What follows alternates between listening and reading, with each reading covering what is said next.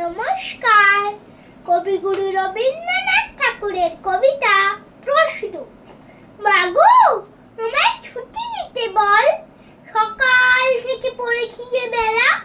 এখন আমি তোমার ঘরে বসে করব শুধু পড়া পড়া খেলা। তুমি বলছো দুপুর এখন সবে, না হয় যেন সত্যি হলো তাই। একদিন ওকে দুপুর হলে বিকেল হলো মনে করতে নাই। আমি তো বেশ ভাবতে পারি মনে, সূর্য ডুবে গেছে মাঠে শেষে, বাগদি বুড়ি চুবড়ি ভরে নিয়ে শাক তুলছে পুকুর ধারে এসে।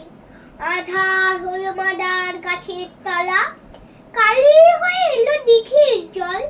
হাতের থেকে সবাই এলো ফিরে, মাঠের থেকে এলো চাষির দল।